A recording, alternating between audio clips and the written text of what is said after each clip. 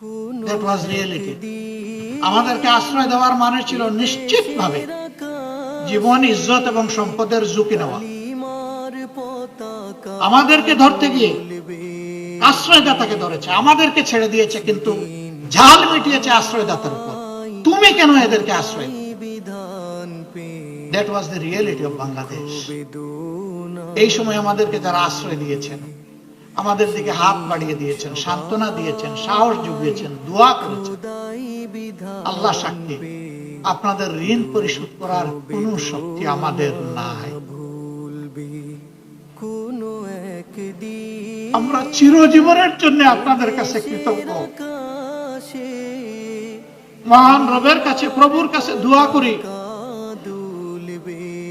এই জগতে আপনারা এই মজলুমদেরকে যেভাবে আশ্রয় দিয়েছেন, আল্লাহ যেন তার জান্নাতের কুলে আপনাদেরকে আশ্রয় দেন।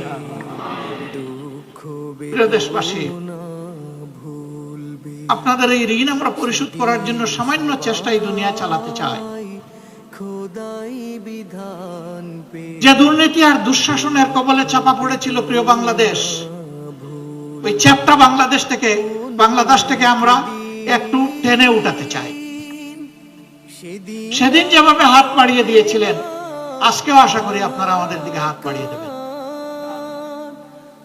ইনশাআল্লাহ আমরা সবাই মিলে ভালো থাকতে চাই। আমাদের সন্তানদেরকে, আগামীর প্রজন্মকে কথা দিতে চাই, ছেলে হোক মেয়ে হোক, সবার প্রতি আমাদের একই কমিটমেন্ট।